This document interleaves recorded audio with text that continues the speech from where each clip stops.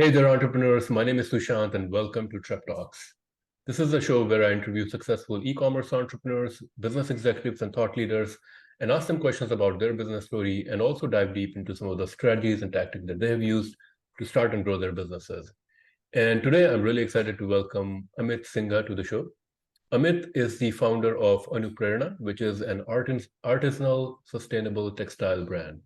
Their mission is to support and empower rural artisans, promote and preserve East India's traditional crafts and textile, as well as use of natural and sustainable fabric. And today I'm going to ask Amit a few questions about his entrepreneurial journey and some of the strategies and tactics that he has used to start and grow his business. So Amit, thank you so much for joining me today at Trep Talks. Really appreciate and looking forward to speaking with you. Same as Sushant. Thank you for inviting me. So you were sharing a little bit about your inspiration to get started with this business. Can you share a little bit about your background and how you kind of really got started? You know, what motivated you to start this textile business? Yeah. So as I was saying that I come from a different background. I did my engineering back in 2011, and then my MBA, and I was working in IT sector, but focused on finance and strategy. And then this is something is very close to my heart because I have been grown up in a this rural village in Bengal, which was and once upon a time was kind of filled with artisans. I have seen them while growing up. But as the statistics say that over the time that artisans kind of cease to exist due to multiple challenges. And I have seen my father also work very closely with this industry. Therefore, at that point of time while I was working, there are a couple of regulation changes were coming up from a government perspective, like GST and introduced, and that kind of hit big time on the small scale kind of industries. And so that's one of the kind of trigger that me wanted to try something at that point of time. So I thought, okay, why not kind of try doing something in this industry. Being from an MBA background, I wanted to kind of anything is a challenge. So doing something in an unorganized industry, organizing them, that's what coincidentally that's what I feel that a lot of B2B industries are being built nowadays. Organizing that unorganized sector, which is very hard to kind of tackle. So that's how we started, and that's how we're still building it. Yeah. So your business, this website is, as you said, B2B business. Yeah. Are you targeting? So can you share a little bit about who your customers are? Are they these businesses, clothing retailers that you're selling to in India, or are you selling internationally as well? Yeah, so we initially when I started before the website was launched, by the time that we formed the company Anuprerna, after a few weeks or months, I think we started this website. But initially we targeted like B2B in the sense of fashion brands and you can say retailers and brands in India specifically, more from an offline perspective, and just to kind of try out whether how much demand is there. And then we moved to online during, I think, COVID, and that time, 2020 end, and that's where the COVID was there. And as I wanted to anyway build, and as coincidentally, it was a good time to I took my time to kind of build this properly. And then the idea was to target. What I found that, if you target B2B, the large scale, B2B client, offline, you can target, but you need a lot of working capitals because there's a credit period and all those. So because of a business model, B2B actually works well, but we want to target the small and medium-sized B2B players. Like it can be individual fashion designers, fashion brands. It can be a small fashion retailers, but it is across the globe. So our target was from the day one is international itself. But we welcomed everyone in the sense of the new generations kind of designers and brands in India as well. I will focus on slow fashion and sustainable fashion industry across the globe. And these are primarily our kind of target customers who are digital savvy, who are looking for something online.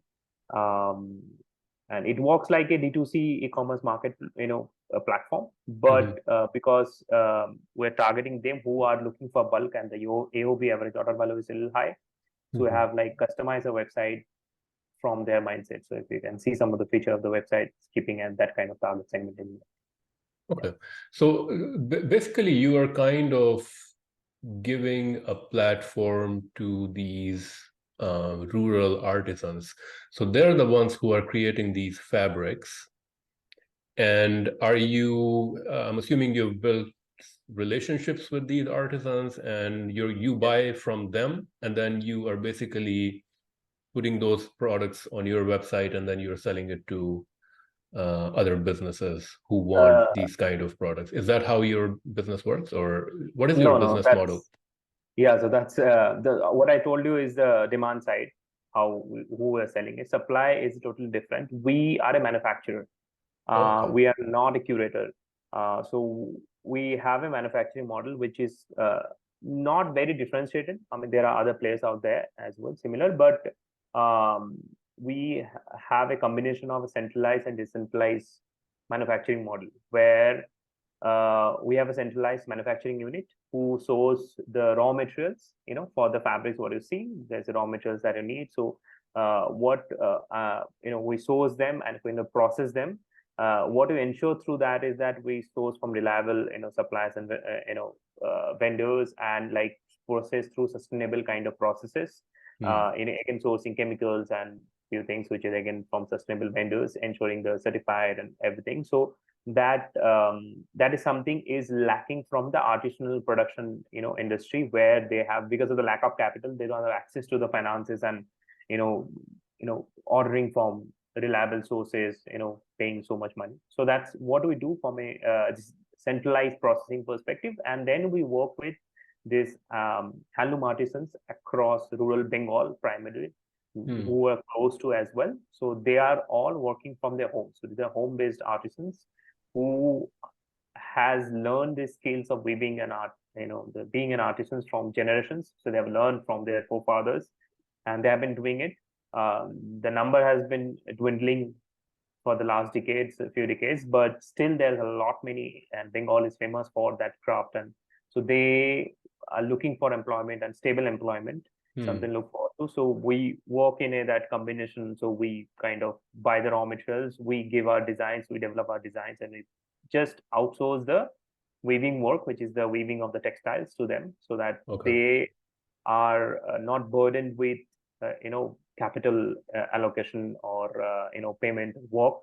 So they just get consistent work, and we develop with them, along with them. So whatever products you see is our product majorly, 95% them. We sometimes kind of work with new clusters and new crafts and try new products. But so far it's been like that. That's how we work on a manufacturing perspective. Yeah. And these artisans, they're, as you said, they're still working from their home, so they're not obliged to come to like a certain central factory or something like that. And is the process, are they working, do they have any machinery, or are these products built purely by hand? So primarily we focus on handmade. There are few machines who have moved from hand to machine because of over the years, I kind of came into the picture very late, but by the time there's been a transition with artisans, hand is very it's very strenuous process, and you'll have to put a lot of effort, and unless there is a buyer who's willing to pay for that much amount of money, it's very difficult. So we work with all kind of 100% artisans, but we work with primarily handmade, but there's a machine as well involved, and they are all working from homes. And the thing is that they don't need to travel. They don't need to come to any facility. So usually there is a business model also already present in that kind of artisan clusters, where there'll be one agent or kind of you call it the master artisans, who had experience and have learned over the years, and now they kind of handle like a group of artisans. So we have a connection through the artisans, through this master artisan, or sometimes directly artisans as well. And because of our presence in the rural India, heart of rural India, we're able to kind of connect with them through the local transport. Is usually this transport you can't send by this courier and logistic companies. Sometimes you'll have to rely on the local transport, and that helps if you are located in the right place. And that's what I do. Work with the people who are rural Bengal, who have connectivity to. So they don't have to travel anything. So they just get the work all, throughout the days, and we just, use the connectivity to kind of connect with them. Hmm. So, yeah. Is there, so I'm assuming because this is all done by hand work, Yeah. which of course, is unique work and, it's high quality products, but does that put a cap on the kind of quantity that you can produce to sell on a given month or a given year? Because it's not like a automated process, like creating Yeah. through machineries. True. I mean, in a sense that so we work in slow fashion industry, which is not huge, quantities and demand. Slow fashion means the process is slow. So we always kind of disclaimer is that it's a handmade industry, so we can't expect like it'll be processed in within few weeks. So it'll take 5 to 6 weeks to kind of develop them, and that's what our customers kind of understand and kind of trust as well. Yeah, so the thing is that we work with a lot of artisans, so we do deal with large orders as well. So whenever the large order comes, we can distribute the work to larger number of artisans, and yeah, the productivity usually is capped from an artisan level.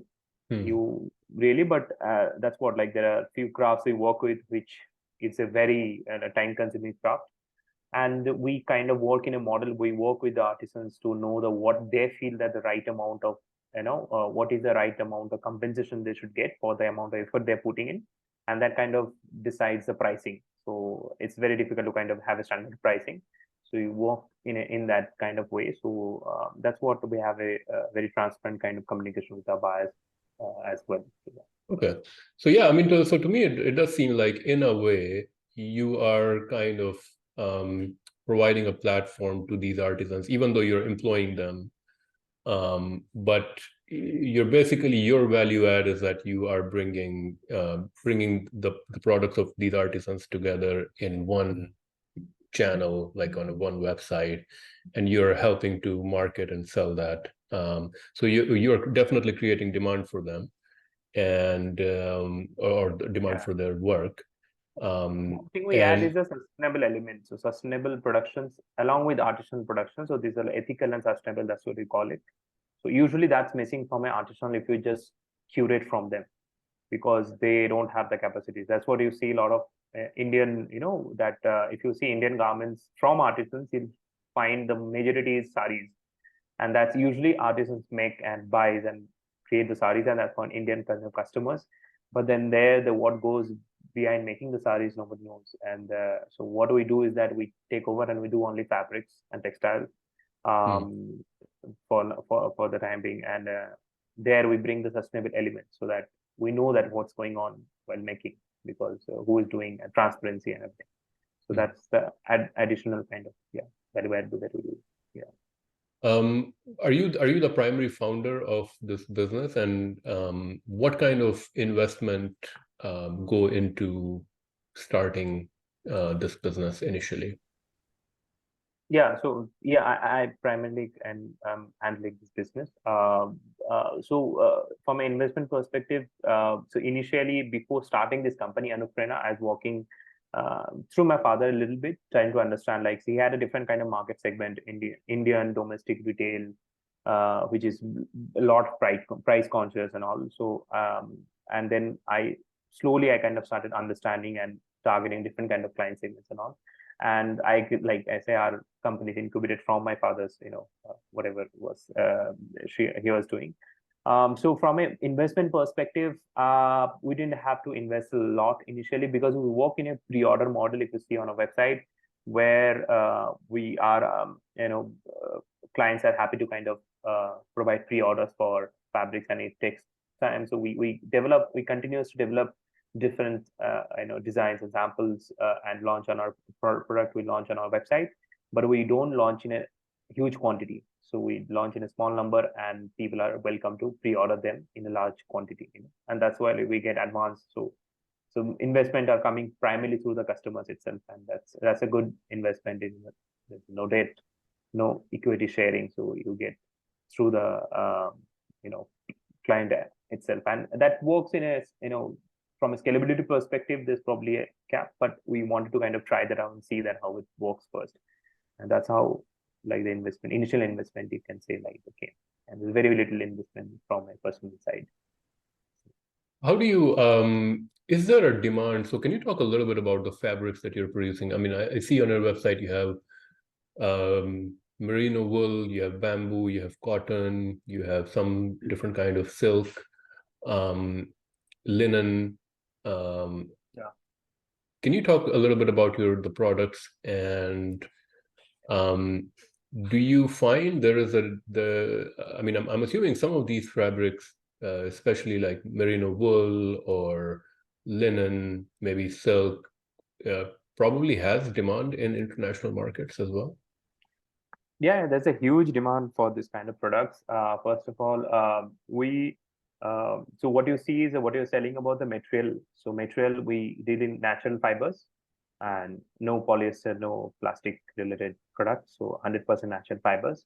So that's why like woven garments and woven fabrics. And so that's from a material point of view. We started with cotton, linen, usually silks, which is like little more. Also, the materials are more indigenous to India. And this is cotton is kind of produced in India. A few things like wool and all, usually linen is usually not produced on as a raw material in India. They're imported, but we have tried, because there's a demand. We have tried different kind of new products, trying to adding new kind of products like hemp, banana, bamboo. This is something we're trying to kind of develop. And it's usually if you get the raw materials, we are not expert in the raw material productions. We get that with our vendors, and then the artisans will weave it. One more thing that we evaluate is that we work with a lot of hand-spun fibers, so which is called khadi in India, which is instead of mill-made cotton, you work in hand-spun cotton, which is called khadi, and cotton and silk. So that add a lot of character, texture to the fabric, which is you don't find anywhere in the world, and that's gives obviously the employment to the hand spinning industry, and there's a lot of artisans involved in that as well. So that's a value add. And second is that apart from the raw material, we work on a lot of crafts that are also very indigenous to India. We work in Bengal, so it's very indigenous to Bengal itself. Like you'll see the names of Jamdani and Katha, and so there's a very unique kind of craft that's very famous in outside, in the slow fashion industry outside India also. And whenever so we try to, what we do, it more than the product, we try to sell the process and the people. So once you go to find the product, you'll find that how it's been made, who has made it, what is the socioeconomic situation in that artisan clusters where it's been made, what goes through the the craft and the process, how much time it takes, so that to kind of make our clients and users aware of what is the main process behind this. And that's something is very lucrative. I think it's very interesting, intriguing for our clients. So there's a definite demand for this. I see like people asking for specific, even though the very specific kind of Indian crafts they're looking for, and that's how people find us through online. Is there a Alibaba equivalent to kind of like a B2B marketplace in India, where you kind of advertise or put your business and products out there, so that it's easy for B2B businesses who are looking for these kind of products, whether it's India or internationally, to be able to find you? Or is it completely purely driven through your website and your website marketing? Yeah, I mean, there are a lot of platforms out there. Alibaba is one of them. Even Alibaba keep on asking, like, I think probably 10, 12 years back, probably you can ask that probably Alibaba is one of the major, platform that people had to use to kind of promote, because from B2B perspective, even for this kind of product as well. And there are still today also there's a lot of I think platforms out there. We get approached by international B2B platform that's coming up, probably new platform they're launching, and they say that you want to promote your product. We have tried one thing that I personally don't kind of believe in, that there's a lot of work out there. I mean, for example, we're not the right vendors for them, but one example would be new age platform B2B is a Fair, FAIRE. That's one of the but they are not in India at the moment, I guess. As a vendor, they don't accept from India, I guess. But they're so they are finished product. We are not into finished product as well. So that's why otherwise finished products, there's a lot of marketplace in India outside. But from a fabric perspective, there's not much. On platform, I initially launched before website was Etsy. That's actually a good platform to, not for B2B, from a B2C perspective, to connect and see that, it was good. Like we have good reviews through that, which we utilize to kind of promote our platform right now. But whatever sell we are doing primarily to our 95% are primarily to our platform. It's very minority. We don't sell any other platform. We reach out to them. So the B2B connection we made through our website, and then we sometimes clients transact through online or offline after that initial connection. Yeah. But you don't have any interest or plans into getting into like a finished product kind of a business? We do. Where you start? We do. Okay. We are doing already. So our new platform is about to be launched probably in a month or two, and that's like I've been working for a long time. So this is the first platform I have built. It's fully custom made. So the new platform we're launching, working with a developers, group of developers. So that's something we want to kind of bring the whole supply chain in, from like fiber to fashion, complete thing, and that's more customizable in nature of how, and it's a different kind of features, and we're launching it to test out the market. But we already do finished product for a lot of our clients in a small quantity. Again, if they're B2B, so from the textiles, people love our textiles. We develop any kind of products they want, develop. So that's something already doing. It's just you will find few products already there, but it's not marketed that much, at the moment. We're trying that out. We'll be promoting and marketing that once we launch a new platform. Okay. So there's a speed, and it's the convenience and speed is little lacking in the current platform that I feel, and that way one of the reasons we haven't done any marketing per se. Yeah. So is this kind of a custom platform, or are you using like some sort of a ready-made, like a WordPress or something like that?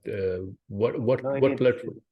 What technology is it's it? made on custom PHP based platform, fully the one you're seeing it on a Laravel framework of PHP that's been used. But what we're launching is, like, initially I didn't know when I started, like, what kind of platform, new age platform. Right now I have much better idea. So we're launching something in Angular and Spring Boot, as a backend. And yeah, I mean, I've been iterating for a long time. Is taking a lot of patience, but this is very difficult. I mean, this is not a straightforward platform that I wanted to. Usually for e-commerce, Shopify is the best, but we have a lot of features like, in the sense, pre-ordering, sample ordering, swatch ordering, and then customizing in terms of, like, you want to like add additional of dye or something. So we are launching a custom platform in that. Yeah. Okay. No, that makes sense. I mean, even your current website, I would say, is reasonably good. I mean, the user experience seems pretty nice, right? So yeah, yeah. Yeah. What does your team look like right now? Of course, you have one aspect of your business where you're employing the artisans, but besides that, do you have like a marketing department, or someone helping you out with other aspects of the business? Yeah, so we are not a very big team at the moment, in the sense, we obviously, artisans part of is there, manufacturing part of is there. So from that point of view, we have someone who comes from an artisan background, who have done textile engineering, who looks after the artisanal production part of it, who has from the dyeing and processing, we have a team there who's been headed by someone, and this guy also head that dyeing and the artisanal production unit, and like manages the whole artisan systems. And then we have another for full team for fulfillment and QC and everything. So that's on the ground, and admin, everything is there. But apart from that, we have a designer and more of a merchandiser who is helping in the sense of that finished products, who is heading the finished product category. Right now it's more manual, kind of connecting to buyers and asking their requirements. So that's something we want to automate on the new platform a little bit through the website itself. And apart from that, we haven't done any lot of paid marketing. Probably basic, we have tried and tested a little bit within India. So we have a digital marketing. I also involved in that. like look after. I have one or two person over that, and it's mostly so it's mostly this. We have a lot of people in the manufacturing because we are involved in that. Um, but yeah, brand building and something B2B is not, we haven't focused a lot on that. But we do have like from a design and we have external, obviously, there are 4 developers are working right now. So that's as a external agent, but works only exclusively on this. Yeah. But how do you what is your primary customer acquisition strategy? How do you I mean, I'm assuming that once you have a customer that's buying from you, I mean, it's a long-term relationship. So I think, And um, high LTV. Yeah. how do you go about finding these businesses? Like, I mean, are you doing any marketing, or is it mostly like some sort of a sales endeavor where you're going on LinkedIn and contacting different businesses and sharing about your products, or do they kind of, when do the search on Google, Yeah. because your site is optimized, they're able to find and look at your products? Yeah, so mostly through, so as I said, I feel that we, from the website performance perspective, mainly from a mobile performance, not that great. So we haven't done any paid marketing initially, plus it's B2B. So the Instagram and paid marketing, I've tried a little, Google, it works a little bit. We haven't done much. We'll be doing that. And it works a lot on finished products. So once we have that, and that's, I'll add boost to the marketing, the whatever expense. But so far it's majorly been through email marketing was on the good channel, and SEO. Fully SEO. So we have a lot of content that we release and try to kind of, and a lot of people found us through this Google search, organic search. And email marketing, we have like reached out to it.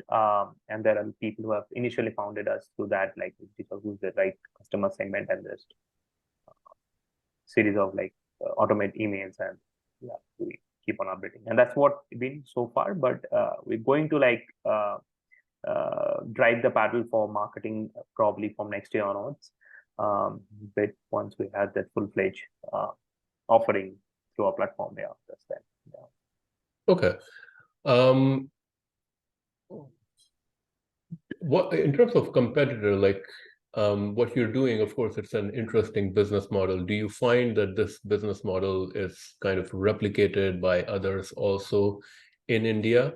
Are they also kind of employing other artisans and having this created? Like, do you have competition, a direct competition in this kind of a business?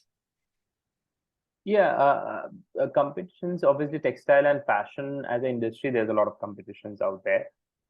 We are a very niche kind of segment with artisanal textiles. And within textiles also, we do only fabrics, not any other products. So from a B2B focus perspective, there are few players who are out there. I mean, from a small scale, there's a lot who are regional kind of textile manufacturer, work with artisans. They go to trade fairs, internationally, and find customers. And what we don't do trade fairs much. We have probably done once or two. Through online focus, when we're trying to kind of scale and build a scalable model, there's only few customers out there, few competitors out there who are in B2B segment, and we're trying to using technology as a tool to kind of scale. Yeah, but we are in the sense we have the manufacturing angle of working with Bengal. So if we take about working specifically with Bengal and Bengal artisans, Bengal crafts and something, and using tech to kind of grow and target this small to medium customers, there's very limited, I think, out there in that kind of industry. We're trying to create something differentiated in the terms of offerings. But there are competitors right now coming up in the sense of who are trying to tech to kind of organize this unorganized sector. There are a few very good companies that have been built in probably in the last 3-4 years. Yeah. Is there, I mean, from a price point perspective, I mean, I'm not very familiar with the textile industry, but from a price point perspective, this kind of a product, because it's hand woven and it is a little bit more niche, I'm assuming that this is more of an expensive or more costly item than like a regular textile that is built through factory machines and things like that. How do you decide how to price these products? Yeah, so I mean, it's expensive than any factory made, and but from a quality obviously perspective, when our customer understands that, so it's much more different, it's much more unique. uh, from a characteristic perspective, because they're also in a way kind of selling to the end consumer, so they're able to convince, and there's specifically demand for this kind of how we price is mostly, as I said, that we work with the artisans what the fair price for them, so we kind of has to respect that. We and when we that add a little bit margin on top of that to sustain ourselves, and we try to kind of keep this competitive. So in a sense, if you find this kind of product, so we are B2B in that, so we want to target B2B who obviously won't pay as much, for because they have to kind of make the product and sell it to the end consumers who can buy in the right price. So we try to make it competitive, and in a way that we try to provide incentives that can buy bulk quantity, and that's why like we're coming up with like we already have the pre-order model. So if pre-order, you get a discount. Now we're coming up with a new platform, a tire pre-ordering model. So the more you buy, the more discount it gets.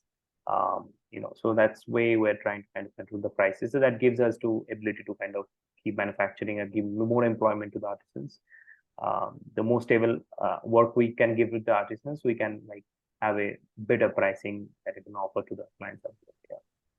What does your supply chain look like? So I'm assuming that do you have like a central warehouse where all the product comes and you kind of warehouse it, or is it more like you know the customer orders it, you transfer that order to the artisans, they create it, and then it's shipped out directly to the customer? How does that work? No, The it's whole central, fully central warehousing, in the sense we produce and we process we buy the raw material, we process it in our central warehouse, and then send it to the artisans make it and come back to the warehouse for further processing. And then we uh, we have a lot of in-stock fabrics and textile that is stored, and then again it goes to, so there are a lot of artisanal chains that out there. So it's sometimes depending on the product. So if you're making probably a printed, hand printed shirt or something, if we are talking about a finished product, so that start from a bulk quantity, that start from like buying the raw material as a yarn, and then going through the dyeing process and send it to artisans for weaving, then comes as a textiles, and then we process and finish it, then we send it to a printing cluster, artisan clusters, who does the prints, and then it come back to us. Then we work with our in-house, and we have also tie up with other stitching units, you can say, that who make the end products. So it goes through multiple supply chain. It takes time, and that's one of the areas we're trying to kind of bring in a little bit of technology to kind of consolidate and kind of bring a lot more transparency and organization through the kind of supply chain, so that you can track on a real time. You can add a lot of quality checks through the real time basis, and that's something we're trying to do as the next step. Um, but yeah, that's how the supply chain works. Where do you spend most of your time as, someone who's kind of managing all these different processes? Of course, there's some complexity into everything. What do you think about on a day-to-day basis as the business owner? Are you focusing mostly on customer acquisition? Are you focusing mostly on, process improvements? Are you focusing more on, as you said, creating the more of the fashion out of the fabric, kind of new product development kind of a thing? Yeah, what do you focus on, and what's most important for you? Yeah, so I work from Bangalore, and the main manufacturing office is located in West Bengal. So here I have a few people who are mainly focused on sales and marketing, and so I focus personally on sales and marketing. Obviously, that part of it, talking to the customers if needed to, and understanding. Because B2B is not a huge client at the moment, so I can kind of give attention to each of the clients' requirements and everything. Apart from that, I focus a lot on developing processes around each of the it can be each of the like organization functions, like HR, marketing, admin, accounts, operations. So trying to kind of build out processes, and then the third last part is that technology. So that's something I'm very that's something I enjoy, and very closely work with group of developers. You can say like of a product manager role. Mhm. Although I'm not into the technology much, but I'm trying to understand and kind of getting better at it. So that's something I work very closely as well, developing, and that we'll keep on like working on that. We're trying to kind of bring technology in this sector. It's a differentiation that there are other competitors who are making it, but that's also we're trying to kind of use it, utilize it.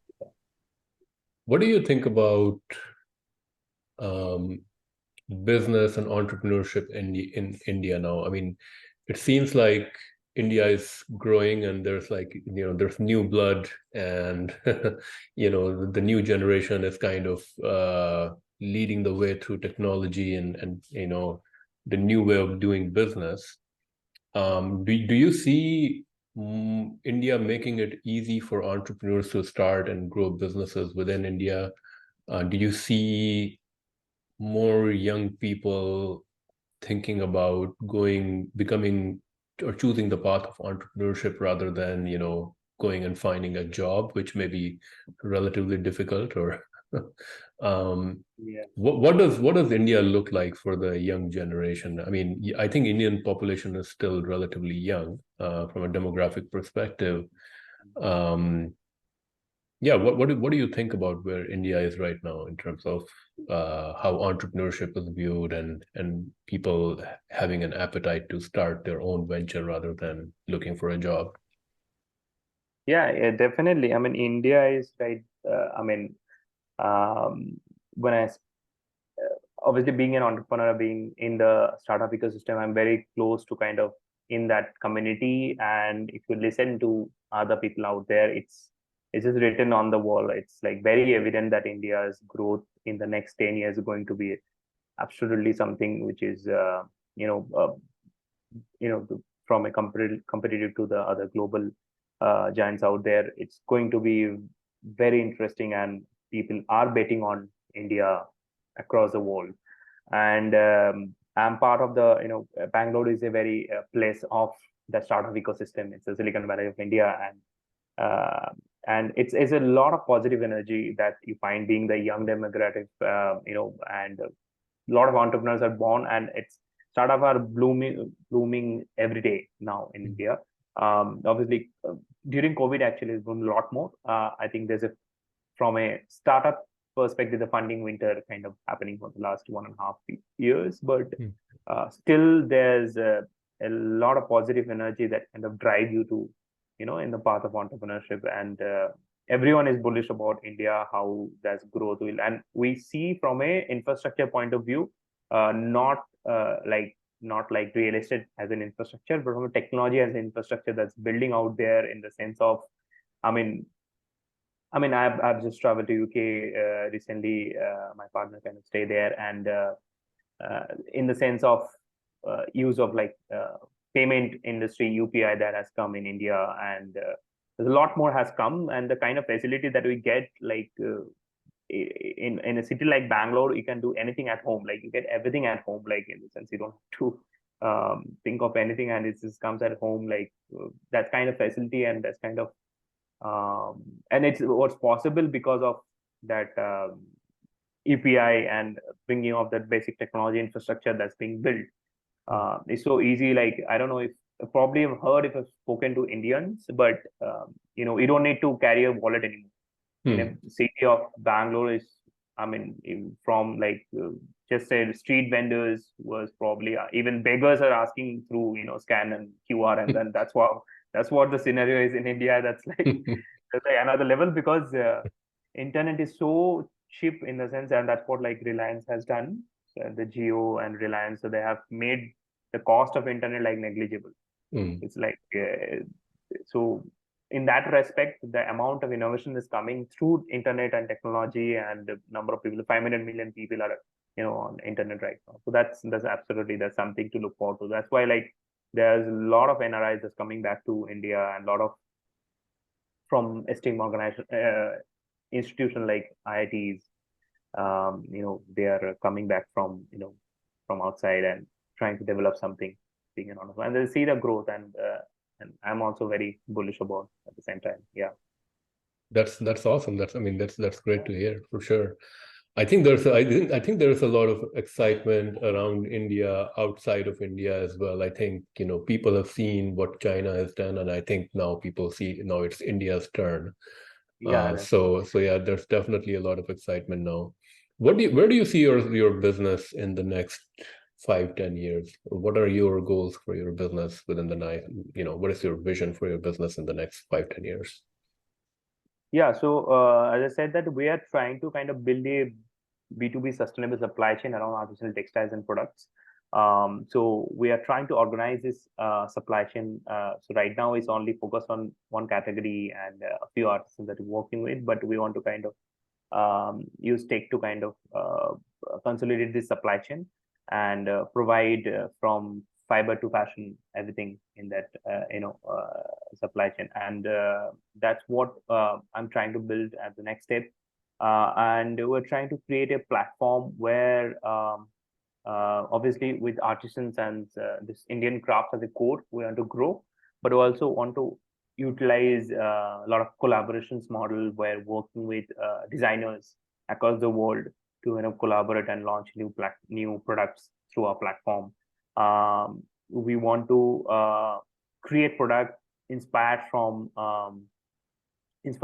like artists and painters and musicians or something. So that's something I personally want to develop. So that's what something I'm trying to create, a different kind of model of creating products and launching products with that artisans at the core.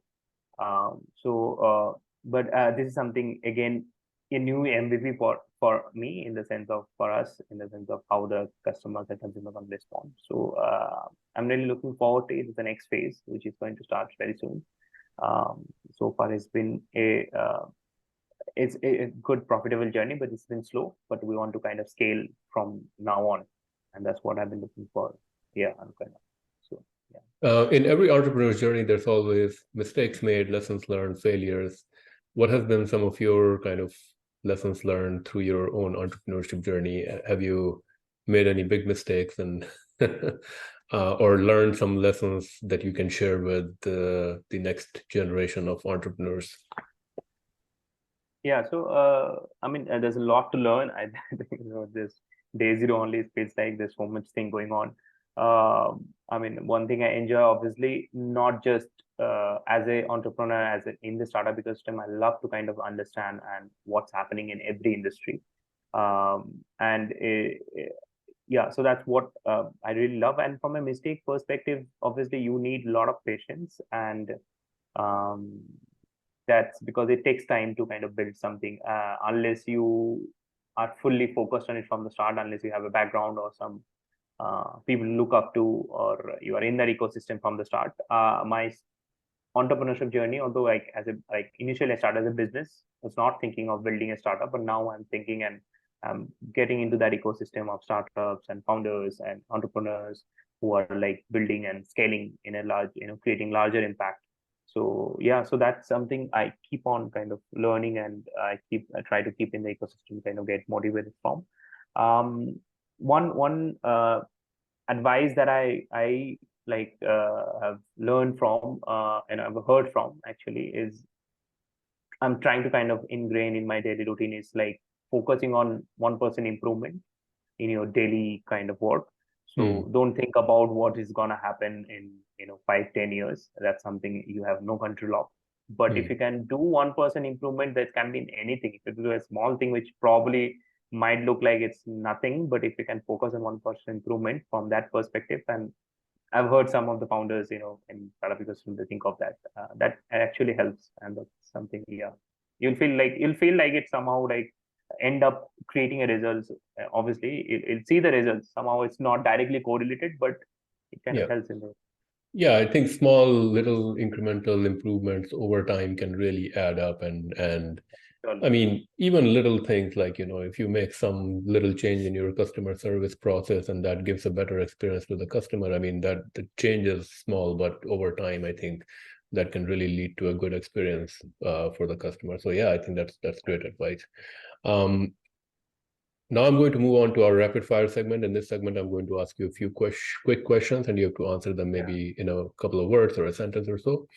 Yep. One book recommendation for entrepreneurs and why? Yeah, so I was not in the habit of reading a lot of books, but right now I'm reading a couple of books. But one book that I really love it called Loon Shots. Um, I'm not sure if you've ever heard of it, but it's by an author which it's called Safi Bahakal. I'm not sure, but he's a very unique author who was a physicist, then went to McKinsey, and then launched his biotechnology company or something. So Hmm. he talks about loon sorts in the terms of how that crazy ideas or like crazy ideas which only foster in a different kind of environment, which doesn't thrive in a larger organization, which helps you to win where cure diseases. It talks about health segment, country, war, science. There's a lot of that book. I really love it, and I recommend to people. Yeah. Okay. An innovative product or idea in the current e-commerce, retail, or tech landscape that you feel excited about? Yeah, so one thing I think already spoke about is that Indian tech infrastructure that's coming up. Obviously, Mhm. that UPI I told you, which is about the payment, and Mhm. right now, and another thing that's coming up is ONDC, which I'm not sure if you've heard of, the open network decentralized commerce. So that's actually democratizing payments, commerce, and everything. So probably that's one of the this very unique to India, and that's haven't happened if it's not copied from anywhere else. Um, uh, Probably, so I'll talk a little bit about ONDC in the sense. So UPI is, you probably know that there's something open source payment infrastructure. Everyone can come up, join in. So as a payment banks and like receiver and giver, everyone's kind it's free and everyone is using it. There's a number of the volumes that's happening is like astronomical. Hmm. Similarly, ONDC that's been in a more of a testing phase, but there's something where you don't need to rely on Amazon and Flipkart, big players for commerce anymore. Hmm. So this is anyone can join. This is like open source system where you as a seller can join in any platform. So you Hmm. can sell as a join in Amazon, Hmm. and people can buy from some other platform. Hmm. So and the logistics is not has to be driven by Amazon, but it can be any place. A logistic player can join individually, sellers can join individually, even a normal kirana store can join and sell in a Paytm or so that's an open system like network, and that's what's happening in India. And there's a lot of new tech that's coming in, and the launch of Aadhaar and everything. Hmm. Yeah, that's I'm really kind of intrigued by what's happening Indian infrastructure from what's happening in the tech ecosystem. Yeah. The name that you said for that second thing, can you repeat that? ONDC. Oh, ONDC. Okay. yeah. It's something. Yeah, it's a new thing that's coming up, and it's still in a small stage. It's getting, it'll kind of like everyone has to be. It's democratizing everyone. You won't get like um, being from Amazon, or Amazon won't get like added kind of features. Okay. A small kirana store will have the same power as Amazon. Okay. Selling. I'm going to check That's that what. out. Yeah, for sure. Yeah. A business or productivity tool or software that you would recommend, or a productivity tip? Yeah, so from a tool perspective, I recently kind of came across Notion from Okay. productivity, and I really love it in the sense of how you can use it to document your processes and work with the team. So yeah, I mean, there are new age tools coming up. Notion I'll recommend definitely to Awesome. everyone. I mean, it works in every industry, I guess. Yeah. A startup or business in e-commerce, retail, or technology that you think is currently doing great things? Yeah, so one startup in my industry, so we're talking about competitors to this. I mean, so only one startup that has like scaled astronomically in textile industry in natural fibers is called Reshamandi. It's based out of Bangalore itself. They have grown to 2,000 crore revenue in 3 years. Hmm. That's something really unheard of in textiles, and they're using tech to organize the whole textile fiber ecosystem from farming. So from the farmers who's like produces to the end fashion, and they Hmm. are like getting into everywhere, and they've done it in 3 years. Brilliant company that I also look up to. Yeah. Okay. One networking tip for building and sustaining valuable professional relationships.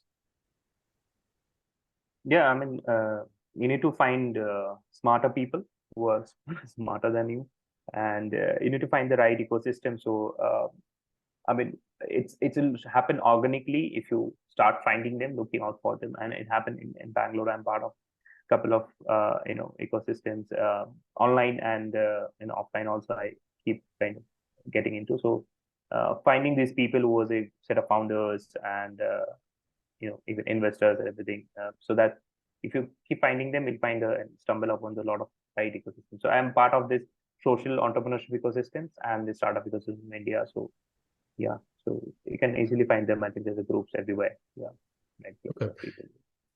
Final question. Best business advice that you ever received or you would give to other entrepreneurs? Yeah, I tried the same thing. I think what I said to you is 1% improvement. That's actually working for me a lot, because I need a Okay. lot of patience. Sometimes you will kind of lose patience. That's I don't know where it's going and how long. Because I also have been having a lot of patience, kind of working on a new platform, and it's taking a lot of time. But it's just they have to go on. Like, you have to focus on the small improvement. That's something I'll become. Awesome. Well, Amit, thank you so much. Those were all the questions that I had. Thank you so much for sharing your story, for sharing your entrepreneurship story, and also, the ways you're kind of helping your business grow. If anybody wants to find you or get in touch with you, what's the best way to do that? I think LinkedIn. Yeah, that's the best way. Awesome. Well, thank you, Amit. Thank you so much for joining me today at TrepTalks and sharing your story. Really appreciate it, and wish you all the very best in your future business plans. So thanks again, and wish you all the best. Thank you so much. Thank you, Sushant. It was honor to be here and speak to you. Thank Thank you. you.